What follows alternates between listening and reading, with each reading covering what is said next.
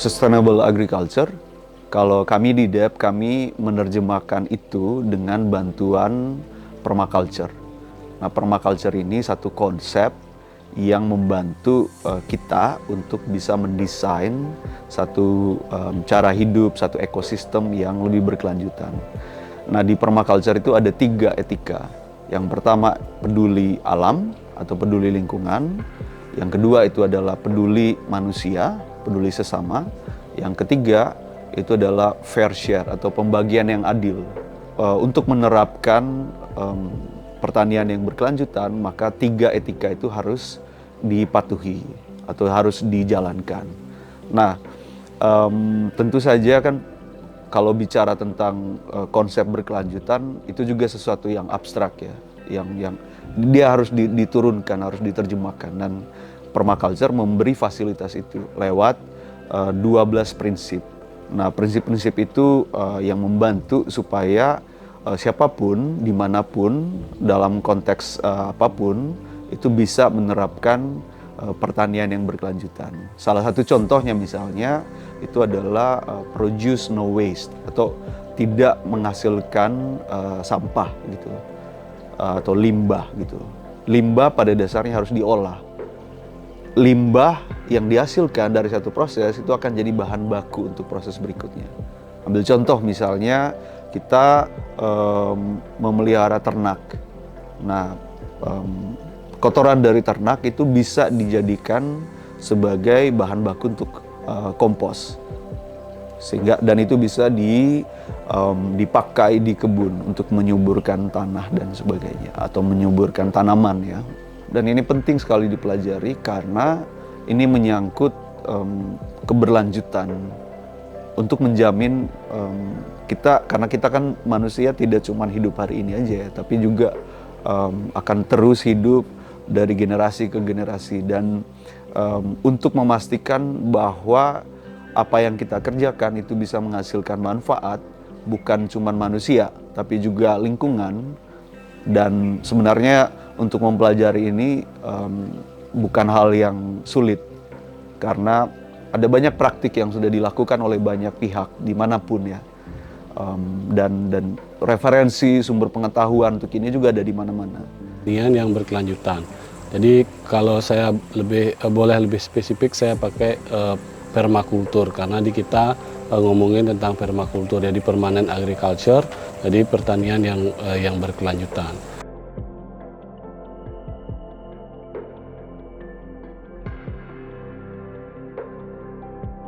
Jadi intinya pertanian berkelanjutan atau agriculture sustainable ini adalah cara bagaimana pertanian ini berkelanjutan tidak hanya sekali, tapi benar-benar sampai ke generasi kita berikutnya. Mereka menggunakan cara-cara yang lebih ramah lingkungan dengan bagaimana pengolahan air sebaik-baiknya, bagaimana limbah-limbah produksi itu. Jadi intinya mereka menyimbangi antara produksi pertaniannya, tidak merusak lingkungan, dan juga kesejahteraan sosial masyarakat. Siapapun bisa mempraktikkan atau melakukan pertanian berkelanjutan. Karena sebenarnya pertanian berkelanjutan ini sudah banyak dipraktikkan dari generasi ke generasi ya, di banyak tempat di Nusantara ini. Pengetahuan lokal itu ada di masyarakat lokal gitu ya. Cuman memang sayangnya karena berbagai hal pengetahuan lokal itu banyak yang secara perlahan hilang. Itu membuat praktik yang terjadi saat ini, praktik pertanian yang saat ini terjadi itu lebih banyak bergantung pada hal-hal yang instan ya, seperti pupuk kimia, cara-cara konvensional yang ternyata pada akhirnya merusak lingkungan. Itu karena mau nggak mau kita itu sangat bergantung terhadap lingkungan, terhadap alam. Kita menanam sesuatu, kita membutuhkan atau bergantung pada tanah, kita bergantung pada air, kita bergantung pada cuaca, kita bergantung pada banyak sekali hal yang disediakan oleh alam. Dan supaya alam bisa juga berkontribusi secara maksimal untuk membantu kita mendapatkan hasil yang juga maksimal, maka penting dalam seluruh proses yang kita lakukan dalam pertanian itu juga memastikan, menjamin bahwa alam juga dilindungi, dilestarikan. Salah satu caranya adalah dengan memanfaatkan bahan yang ada di sekitar. Sehingga ambil contoh untuk bikin pupuk, kita alih-alih menggunakan yang kimia, kita bisa justru memanfaatkan dedaunan, jerami, memanfaatkan cacahan batang pisang, memanfaatkan kotoran ternak yang tersedia, dan itu bisa didapatkan dengan biaya yang jauh lebih murah. Dan tentu saja bukan cuma murah, tapi juga menghasilkan kualitas terbaik dan lebih menjamin masa depan tanah misalnya, perkembangan tanaman dan sebagainya. Air terutama juga ya, karena ketika menggunakan pupuk yang alami tanpa kimia, maka air juga bisa lebih terjamin karena tidak terkontaminasi. Dalam banyak studi, dalam banyak temuan, air terkontaminasi itu salah satu asalnya datang dari residu pertanian. Jadi pupuk kimia yang datang dari lahan sawah misalnya, itu kemudian meracuni, mengkontaminasi air yang digunakan juga bukan cuma untuk konsumsi atau kebutuhan sehari-hari manusia, tapi juga untuk pertanian ya. Dan dengan memastikan bahwa kita menerapkan pertanian yang berkelanjutan, maka kita juga menjamin bahwa kita punya bahan baku seperti air ya, bahan baku alami yang menjamin juga kesehatan, menjamin juga masa depan gitu, masa depan kita sebagai manusia.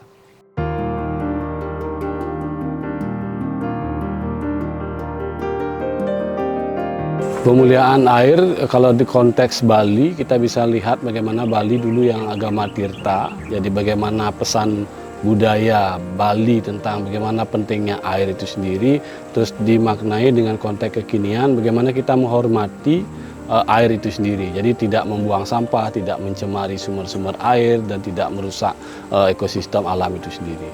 Bali sudah mengalami intrusi air laut. Jadi Bali sebenarnya sudah mengalami krisis air. Nah, kenapa pemulihaan air itu penting? Ya karena menjaga bagaimana pulau yang sekecil Bali ini bisa sustain, bisa berkelanjutan, terutama ngomongin tentang air itu sendiri. Pemulihaan air harus dilakukan. Pemulihaan air yang dimaksud adalah menjamin kualitas air, mutu air, dan yang kedua adalah menjamin kuantitas atau ketersediaannya. Edukasi, kegiatan edukasi dan kampanye di sekolah, di kelompok orang muda, di masyarakat adat dan sebagainya. Upaya untuk membangun atau memperkuat kesadaran publik tentang pentingnya menjaga, melestarikan air. Kita semua bisa melakukan pemulihaan terhadap air, jadi tergantung dengan peran masing-masing. Seperti contoh, umpamanya petani. Petani bisa melakukan sistem pertaniannya dengan sistem pertanian organik. Jadi dengan sistem pertanian organik, maka petani bisa memuliakan air itu sendiri. Jadi tidak ada residu kimia, terus juga kebutuhan terhadap air untuk lahan pertaniannya jadi sedikit berkurang karena dia pakai sistem pertanian organik.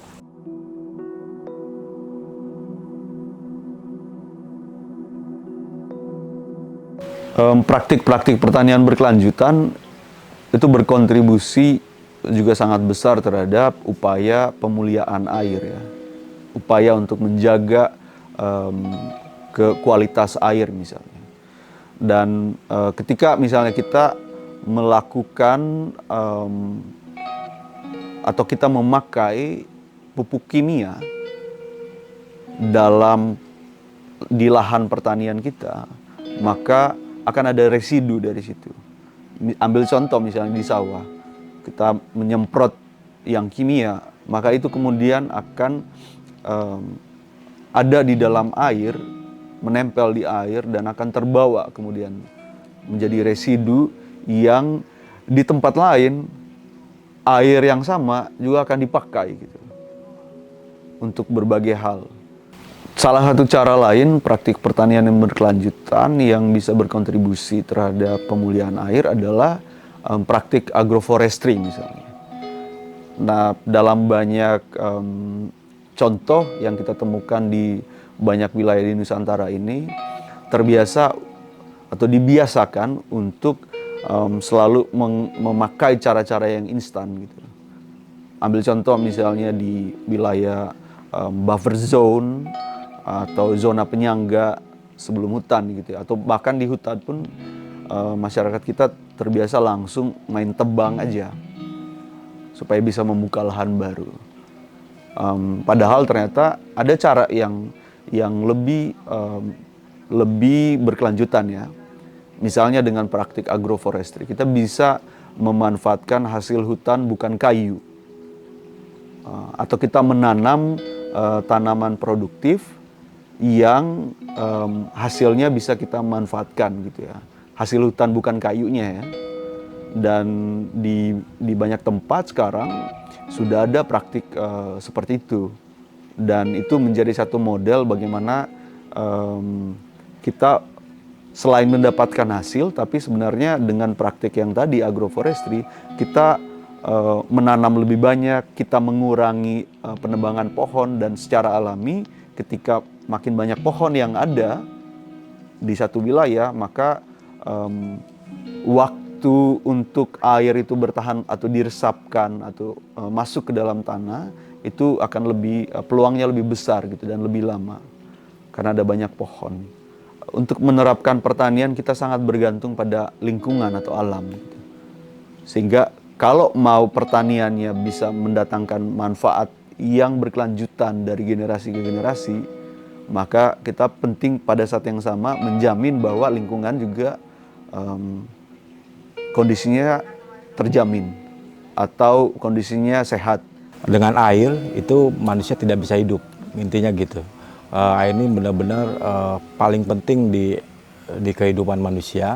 Nah, di sanalah bagaimana memuliakan air dengan cara banyak. Satu tadi dengan tidak menggunakan air berlebihan, terus bagaimana kita menampung air dengan baik, dan juga bagaimana kita mengolah air tersebut. Misalnya dari air yang kita pakai, limbahnya atau habis penggunaannya juga kita bisa pakai kembali.